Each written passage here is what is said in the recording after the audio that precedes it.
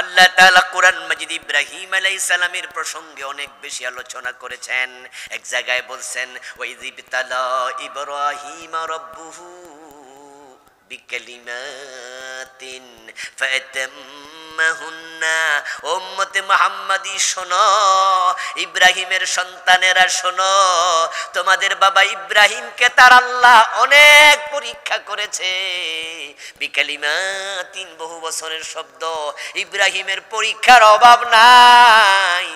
ছোট্ট কালে আগুনের পরীক্ষা, কয়দিন পরে হিজরতের পরীক্ষা, কয়দিন পরে সন্তান জবেহের পরীক্ষা, ঠিক কিনা? আহারে পরীক্ষা, এক এক পরীক্ষার ওজন দিলে 50 টন 100 টন ওজন হইব, আরো বেশি। কি পরীক্ষা! আল্লাহ বলে ইব্রাহিমকে আমি অনেক পরীক্ষা করছি। এরপরে আবার যিনি পরীক্ষক তিনি রেজাল্ট ঘোষণা করেন, ফাতাম্মাহুন্না, আমার ইব্রাহিম প্রতি পরীক্ষায় 100-তে 100 পাইছে। ইতমাম, ইতমাম, ইতমাম মানে হলো নাম্বার কোনো কাটা যায় নাই। সুবহানাল্লাহ বলেন না ভাইয়েরা? আমাদের সাথে নবী ইব্রাহিমের একটা সম্পর্ক আছে না নাই? উনি আমাদের কি লাগে বলে না কেন ভাইয়েরা? কি লাগে? ইব্রাহিম জাতির পিতা, ঠিক কিনা? ইব্রাহিম থাকতে অন্য কাউকে জাতির পিতা আমরা মানি না, মানি না, মানি না। জোর কইরা গিলাইতে চাইছো তো, 5ই আগস্ট দেখছো রেজাল্ট। জাতির বাবা বলতেই হবে, জাতির পিতা আরেকজনরে বলতেই হবে। আইন বানাইছে, মাদ্রাসার প্রিন্সিপালদের মুখ দিয়ে বলতে বাধ্য করেছে জাতির পিতা অমক। ইব্রাহিমকে আল্লাহ মুসলিম জাতির পিতা বলেছে। কোথাকার কোন ছাতাকে জাতির পিতা আমাদের বলতে হবে? বেশি বাড়াবাড়ি করেছো, রেজাল্ট আল্লাহ দেখাইয়া দিছে। শুধু জাতির পিতাই তারা আমাদের মুখ দিয়ে উচ্চারণ করতে বাধ্য করেনি, এদেশের 4000 কোটি টাকা খরচ করে রাস্তার মোড়ে মোড়ে ঢাকা শহরে ওর প্রতিকৃতি মূর্তি বানাইছে। কি বিশাল বড় বড় মূর্তি। মুসলমানের সন্তানরা মূর্তি বানায় না ভাঙ্গে? নবী ইব্রাহিম বানিয়েছেন না ভেঙেছেন? শাহজালাল মূর্তি বানাইছে না ভাঙছে? আমাদের নবী মুহাম্মদ মূর্তি বানাইছে না ভাঙছে? মক্কা বিজয়ের পর 360 মূর্তি তিনি ভেঙেছেন। যা আল হাক্কু ওয়া যাহাকাল বাতিলু ইন্নাল বাতিলা কানা যাহুকা বলেছেন। হাতের লাঠি দিয়ে এক একটা মূর্তির মাথা ভেঙে ফেলেছেন। যারা মূর্তি পূজা করে তারা জান্নাতি না জাহান্নামী? মুমিন না মুশরিক? আর মুশরিকের সাথে মুসলমানের কোনো সম্পর্ক থাকে না। যেখানে মূর্তি থাকে, ছবি দৃশ্যমান থাকে, কুকুর থাকে, সেখানে রহমতের ফেরেশতা প্রবেশ করে না। এজন্য আমরা আলেমরা নিষেধ করছিলাম। দেশের টাকা তো খরচ করছেই, বরং দেশটাতে রহমতের ফেরেশতা নাজিল হবে ওই পরিবেশ পর্যন্ত নষ্ট করে ফেলেছে। আমরা বলেছি মূর্তি বানাবেন না, দরকার নেই এগুলো। আরে শ্রদ্ধা সম্মান এটা কি জোর করে আদায় করা যায় নাকি? কোন দরকার এসব? না, জাতির পিতাও বলতে হবে, মূর্তিও বানাবে। আস্তাগফিরুল্লাহ। স্কুলে দেখলাম ভিডিওতে আসছে, ফেসবুকে কে দিছে, স্কুলের মাঝে একটা মূর্তি বানাইছে, ছোট্ট মূর্তি বানায় টেবিলের উপর রাখছে। তারপর দেখলাম স্কুলের ছেলেরা মেয়েরা লাইন ধরে এসে এরকম করতেছে। সাতপুরে না কোথায় করছে আমার খেয়াল নাই, ভিডিওতে আমি দেখেছি। তাহলে এখানে দেখার লোক আরো আছে। ওর পূজা শুরু করেছে। শাহজালালের বাংলা আল্লাহ মূর্তির বাংলা হতে দেন নাই। আলহামদুলিল্লাহ, আলহামদুলিল্লাহ। বারবার রেজাল্ট আমরা দেখেছি। 5 তারিখে গলায় রশি লাগায় মাটিতে শুইয়ে দেওয়া হয়েছে, মাথায় উঠে প্রস্রাব করেছে।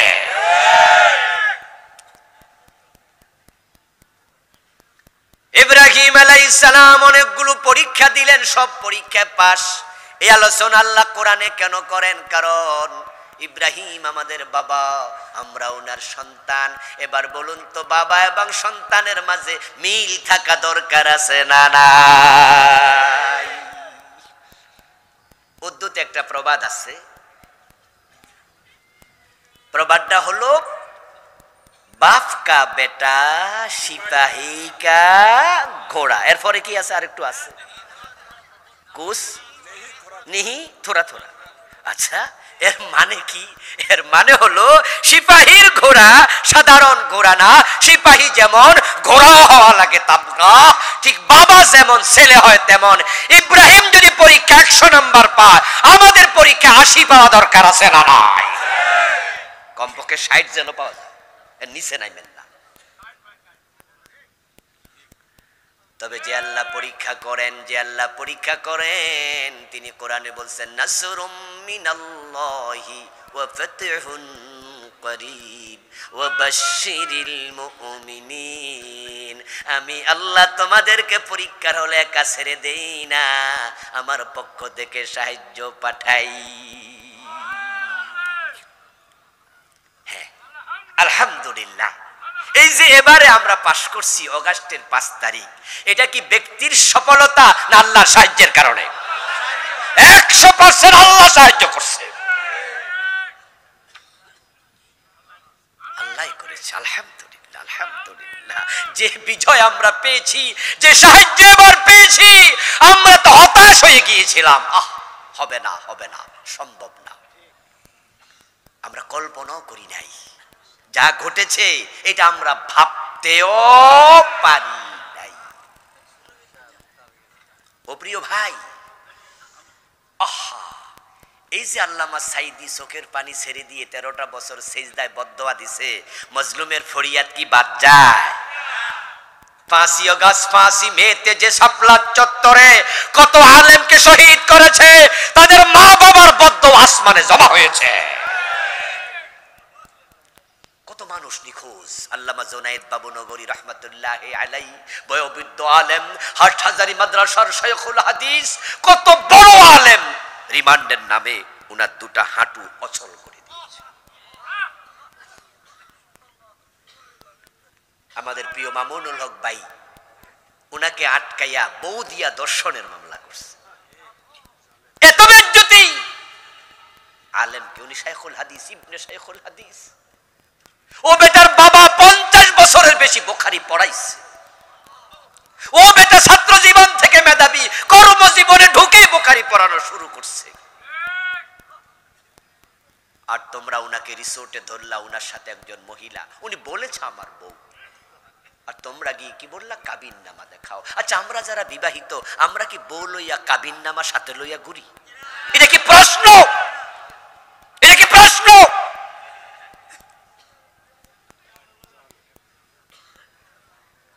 আমার রাসূল যখন মেরাজ থেকে ফিরে আসেন, আল্লাহর হাবিবের মেরাজকে অস্বীকারী জালেমগুলো একটা প্রশ্ন করছিল।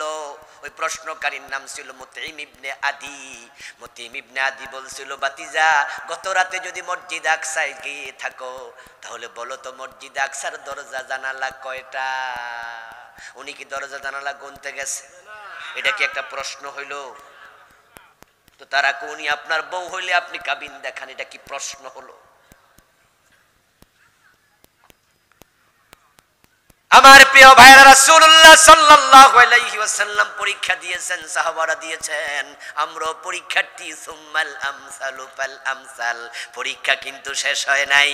রাসূল বলে, নবীদের পরীক্ষা সবচেয়ে বড়, তবে পরে ধীরে ধীরে নবীদের রাস্তায় যে চলবে তাদেরও পরীক্ষা আসতেই থাকবে। আল্লাহর সাহায্য অতীতে এসেছে, আমাদের কাছেও আসছে, ভবিষ্যতেও আসবে। আমাদের আল্লাহ একা ছেড়ে দেয় না, কারণ যে ইমানের পথে টিকে থেকে যে দ্বীনের কাজ করে আমরা পরীক্ষায় পড়ছি, বিপদ মুসিবতে পড়ছি, জেল জুলুম অত্যাচার হচ্ছে, মামলা হচ্ছে, ফাঁসি হচ্ছে, কতজনের চাকরি গেছে, কতজনের বাড়ি ভেঙেছে। সাতক্ষীরার খবর নাও, ইসলামী আন্দোলনের নেতাদের বাড়ি বুলডোজার দিয়া ভেঙে পরে বাড়ির মাঝে কুয়া পর্যন্ত বানাইছে।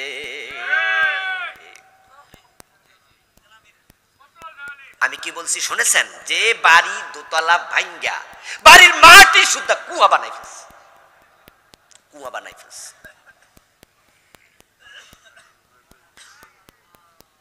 ও দোস্ত, আল্লাহর পরীক্ষা হয়, তবে আল্লাহ তাআলা পরীক্ষার্থীরা যেহেতু আল্লাহর দ্বীনের পথের সৈনিক, তাই আল্লাহকে আমি তাদেরকে একা ছাড়ি না। নাসরুম মিনাল্লাহ, আল্লাহর পক্ষ থেকে সাহায্য আসে। ওয়া কানা হাক্কান আলাইনা নাসরুল মুমিনিন। আল্লাহ কোরআনে বলে যারা মুমিন তাদেরকে সাহায্য করা আমি আল্লাহর দায়িত্ব। আমরা আল্লাহর পথে থাকবই, আল্লাহর সাহায্যের অপেক্ষা করব। আল্লাহ বলে এটা আমার দায়িত্ব। অতীতে আমরা ইতিহাস পড়েছি, কোরআন পড়েছি, আমরা দেখেছি আল্লাহর নবীদেরকে আল্লাহ একা ছেড়ে দেন নাই। ইব্রাহিম যখন আগুনে পড়েন, ইব্রাহিম আলাইহিস সালামের সরকি যখন টানছিল, নিচের দিকে তিনি তাকিয়ে দেখেন উনার মাজায় রশি বেঁধে উনাকে আগুনের মাঝখানে ফেলে দেওয়ার জন্য যারা চরকি টানতেছে, যখন চরকি চরম ভাবে ঘুরবে, রশিতে ঢিল দেবে, রশিটা ছেড়ে দিলে ইব্রাহিম মাঝখানে গিয়ে পড়বে। যারা টানছেন চরকি তাদের মাঝে উনি দেখেন তার বাবা আজরও আছে। নাউযুবিল্লাহ। বাবা আজরকে ইব্রাহিম আলাইহিস সালাম চরকিতে বসে যখন দেখেন রশি টানে, ইব্রাহিম বড় মনে কষ্ট পেলেন। তখন তিনি এবার দুনিয়ামুখী হলেন না, দুনিয়ার দিকে সব আশা ভরসা ত্যাগ করে এবার আসমানওয়ালার সাথে কথা বলতে শুরু করলেন। তাফসীর ইবনে কাসিরে এসেছে ইব্রাহিম আলাইহিস সালাম চরকির উপরে আল্লাহকে বলেন, ইয়া রব্বি ইন্নাকা ফিস সামাই ওয়াহিদুন ওয়া আনা ফিল আরদি ওয়াহিদুন আবুদুক। সুবহানাল্লাহ পড়েন। ইব্রাহিম বলো, আমার আল্লাহ জমিনের দিকে তাকাও, আমি ইব্রাহিম বড্ড একা, আমার সাথে আমার বাবাটাও নেই। ইন্নাকা ফিস সামাই ওয়াহিদ, মালাকুত জাবারুত আকাশ জমিন অধিকর্তা তুমি একা, তুমি রব একা, জমিনে তোমার গোলাম ইব্রাহিম বড় একা। দেখো আমার সাথে আমার বাবা মা কেউ নাই, তবে খুন শোনো আমি কিন্তু ভয় পাই নাই। হাসবি আল্লাহু নি'মাল ওয়াকিল, পড়ুন আমার সাথে, নি'মাল মাওলা ওয়া নি'মান নাসির। তাফসীর ইবনে কাসির প্রণেতা লিখতেছেন যে ইব্রাহিম বলতেছে, আল্লাহ আমার বন্ধু হিসাবে, আমার সাহায্যকারী হিসাবে তুমি একা যথেষ্ট। সুবহানাল্লাহ পড়ে, কেউ না থাকুক তুমি একা এনাফ। সারে দুনিয়া হো মুখালিফ কুছ নেহি নুকসান হে, कुछ गम नहीं कुछ डर नहीं जब रहमते रहमान है। ইব্রাহিম আলাইহিস সালাম বলল, আল্লাহ তুমি তো আছো, আমি এনাফ যথেষ্ট মনে করি, অসুবিধা নাই, আমি ভয় পাই নাই, তুমি আমার বন্ধু, তুমি আমার সাহায্যকারী। এর মাঝে রশিতে টান পড়ে গেল।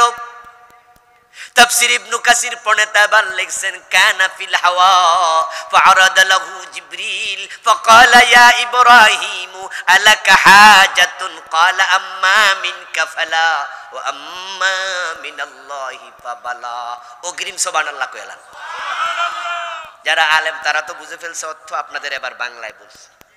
ইব্রাহিম বলতেছে, যখন তিনি শূন্যে, উপরে হলো সরকি, নিচে হলো আগুন, তিনি হাওয়া শূন্যের মাঝে। ইবনে কাসির প্রণেতা বলে ইব্রাহিম তো আল্লাহর উপর ভরসা করছে, পড়ে যাচ্ছে, জিবরিল আমিন দৌড়াই আসছে, আয়েশা বলছে, ইব্রাহিম কোনো সাহায্য লাগবে, আমি এসে গেছি।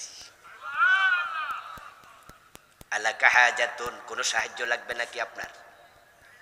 আমার তো 600 পাখা আছে, আপনি যদি অনুমতি দেন আমি একটা পাখা নাড়া দেব, নমরুদের জ্বালানো আগুন নিভে যাবে এক মুহূর্তের ভিতরেই। ইব্রাহিম আলাইহিস সালাম জিবরিলের কাছে কোনো সাহায্যই চাইলেন না। আচ্ছা বলুন তো, ইব্রাহিম আলাইহিস সালাম যখন আগুনে পড়ছিলেন তখন কি গায়ের মাঝে কুরিয়ান কম্বল ছিল? জ্যাকেট ছিল? এখন ঠান্ডা হলে কষ্ট হবে না? সুবহানাল্লাহ। এজন্য আল্লাহ বলে বারদাও ওয়া সালামা, এমন ঠান্ডা হইও, বেশি ঠান্ডা হইও না, আমার ইব্রাহিম কষ্ট পাবে, তাই আরামদায়ক ঠান্ডা হয়ে যাও। কোনি বারদা এতটুকু না, সালামা। কোরআন পড়লে বোঝা যায় এটা যে মানুষের কালাম না। এমন বালাগাত, এমন ফাসাহাত, এমন সৌন্দর্য, এমন ঢং, এমন স্টাইল দুনিয়ার কোনো মানুষের কথার মাঝে থাকতে পারে না। কুনি বারদাও ওয়া সালামা, আমার ইব্রাহিমের জন্য তুমি এমন ঠান্ডা হও যে ঠান্ডায় আরাম আছে, আরাম। এসি হও, নাতিশীতোষ্ণ হও। ইব্রাহিম আলাইহিস সালাম আগুনে পড়ে গেলেন। ওয়া কানাতিন নার লাম তাহরিক মিনহু ইল্লা ওয়াসাকাহু। তাফসীর ইবনে কাসির প্রণেতা লিখতেছেন, ইব্রাহিম আগুনে পড়লো, তখন উনার হাত এবং পা বাঁধা ছিল, তারা হাত পা রশি দিয়ে বাঁধছিল। নাউজুবিল্লাহ। ওই জালেমগুলো এই অবস্থায় যদি আগুনে পড়ে থাকেন, ইব্রাহিম কষ্ট পাবেন। এজন্য আল্লাহ আগুন রে বলছে, আগুন ওই রশিটা তুই খেয়ে ফেল। সুবহানাল্লাহ। কানাতিন নার লাম তাহরিক মিনহু ইল্লা ওয়াসাকা। আগুন উনার হাত পায়ে রশি খেয়েছে, খেয়ে উনাকে মুক্ত করে দিয়েছে, উনার গায়ের জামাটাও টাচ করে নাই। 40 দিন আগুনের ভিতরে এভাবেই ছিলেন, বড় আরামে, বড় আয়েশে। ইব্রাহিম আলাইহিস সালাম হায়াত পেয়েছিলেন 250 বছর। 175 বছর হায়াতের লম্বা জীবনের নবী ইব্রাহিম আলাইহিস সালাম, উনি উনার জীবনের শেষ দিকে উনার ছেলে মেয়ে নাতিপুতি তাদের সাথে জীবনের সংলাপ যখন শোনাতেন, গল্প যখন বলতেন, কারগুজারি করতেন, তখন ইব্রাহিম আলাইহিস সালাম প্রায়শই বলতেন, আমার লম্বা জীবনে আমি যত আরাম আয়েশ ভোগ করেছি, সবচেয়ে বেশি আরামে ছিলাম নমরুদের আগুনের ভিতরে।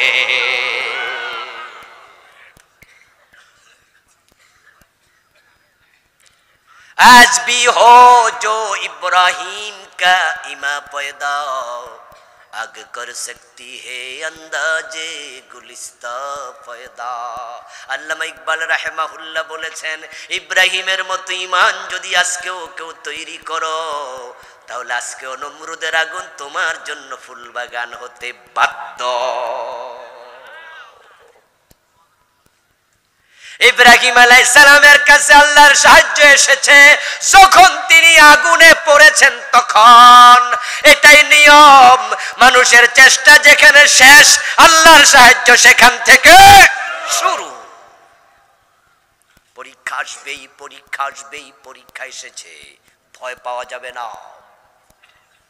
আমরা ভয় পাইনি, এই জন্য তো আলহামদুলিল্লাহ আমাদের ছেলেরা, আমাদের বাচ্চারা, আমাদের ভাইয়েরা, ছাত্ররা বুক ফেটে বুলেট নিয়েছে, রাস্তা ছাড়ে নাই।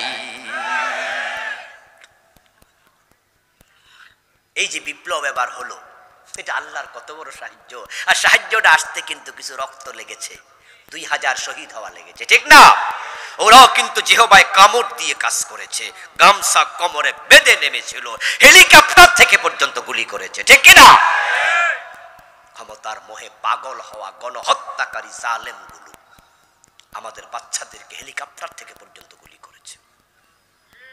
আগে আমি ভাবতাম ইসলামী বিপ্লবের জন্য আমাদেরকে প্রশিক্ষণ দিতে হবে অস্ত্রের। আফগানিস্তানে যারা বিপ্লব করেছে ওদেরকে অস্ত্র চালানোর প্রশিক্ষণ দিতে হয়েছে, কারণ জালেমরা যখন রাইফেল নিয়ে আসবে, আপনি তো লাঠি নিয়ে গেলে লাভ নাই, আপনাকেও রাইফেল নিতে হবে। এখন আমরা বাংলাদেশের লোকের অস্ত্র পাবো কোথায়? আমাদের চারদিকে তো কাফেরের দেশ, ইন্ডিয়া আর মায়ানমার। মায়ানমারের বৌদ্ধরাও মুসলমানের শত্রু, ইন্ডিয়ার হিন্দুরাও শত্রু, ঠিক কিনা? তো একটা সুইও তো আসবে না এই দেশে সহযোগিতার জন্য, একটা সুই কেউ পাঠাতে পারবে না। ওরা আকাশ সীমা ব্যবহার করতে দেবে না, জমিনের সীমা দেবে না, পানির সীমা তারা দেবে না। তাহলে আমাদের বিপ্লব হবে কেমনে? শুধু মাইর খেয়ে যেতে হবে। নবী ঈসা আসা পর্যন্ত ধৈর্য ধরা ছাড়া উপায় নাই। বিপ্লবটা স্বপ্নই থেকে যাবে। মাঝে মাঝে আমি ভাবতাম প্রশিক্ষণ কে দেবে? প্রশিক্ষণ নেয়ার জায়গাও নাই, অস্ত্র নাই, শুধু মাইর খাও, মাইর খাও। বিপ্লব হবে কিনা জানি না, কিন্তু অগাস্ট বিপ্লব আমার ধারণাকে পাল্টে দিয়েছে। বিপ্লবের জন্য অস্ত্র লাগে না, বুকে সাহস লাগে।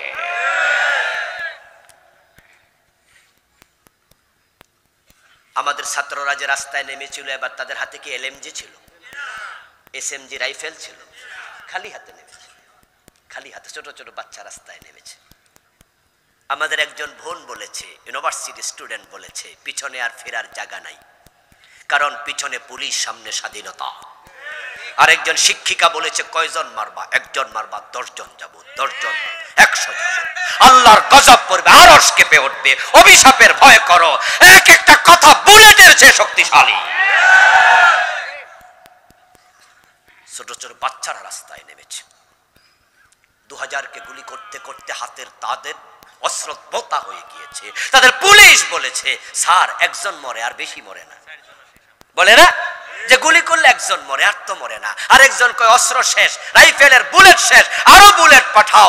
গুলি করতে করতে এক পর্যায়ে হাতের অস্ত্র বোতা হয়ে গিয়েছে। আল্লাহর সাহায্য এসেছে, আল্লাহ অন্তরে ভয় ঢুকিয়ে দিয়েছেন। ওয়াকার গিয়ে বলেছে আউট আউট, পালাও। 45 মিনিটের বেশি সময় নাই, এমন ভাবে পালিয়েছে রান্না করা খাবার খাইয়া পালানোর সময় পায় না।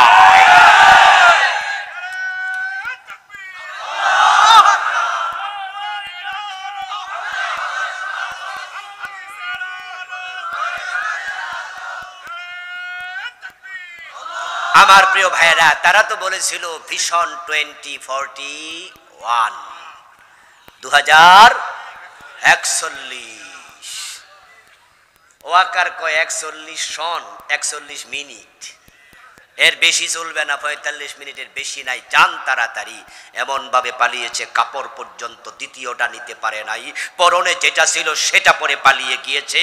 পরে পোলা পাঞ্জায়া আলমারি ভাঙ্গা কাপড় খুলছে। এবং কি কি কাপড় এটা আবার ফেসবুকেও দেখাইছে। এমন কিছু কাপড় আছে যেটি নাম নেওয়া যায় না। আমি কই যে বুড়া মহিলা এই কাপড় দিয়া কি করছে আল্লাহ জানে। আমার প্রিয় ভাইয়েরা, আল্লাহর সাহায্য আসে, তবে একটু দেরি হয়, ত্যাগ স্বীকার করতে হয়। তাকায়া দেখেন না উহুদের প্রান্তরের দিকে তাকান, আল্লাহর নবীকে সাহায্যের জন্য আকাশ থেকে আল্লাহ 5000 ফেরেশতা পাঠাইছে। চিৎকার দিয়ে বলুন তো, সে আল্লাহ এখনো আছে না নাই? সে আল্লাহ আছে না নাই? আমরা বাংলাদেশে ইসলামের বিপ্লব হওয়ার আগে থামবো না। যদি আরো পরীক্ষা লাগে পরীক্ষা দিতে রাজি হয়ে যাব। আবু সাইদরা 2000 প্রাণ দিয়েছে। আল্লাহর দ্বীন কায়েমের জন্য প্রয়োজনে কোরআনওয়ালারা 2 লক্ষ প্রাণ দিতে রাজি হওয়া লাগবে। আগে ভাবতাম ইন্ডিয়া আছে চারিদিকে, তারা জানি কি করে। এবার আমরা দেখেছি আল্লাহ ধরলে ওরাও কিছু করতে পারবে না। চাইছিল তো কিছু করতে পারছে? এখনো তো হেয়া না যায় কত ষড়যন্ত্র, কিচ্ছু হবে না ইনশাআল্লাহ, কিচ্ছু পারবে না। হাদিসে পাওয়া যায় আল্লাহ মাঝে মাঝে ফাসেককে দিয়েও ইসলামের উপকার করে। এখন যারা ক্ষমতায় আছে তারা সবাই আল্লাহর ওলি না, তারাও ইসলামের পক্ষের লোক না। কিন্তু এরপর ওই জালেম গুলার মোকাবেলায় আল্লাহ ডক্টর ইউনূসকে দাঁড় করাইয়া ইসলাম ওয়ালাদের উপকার করতেছে।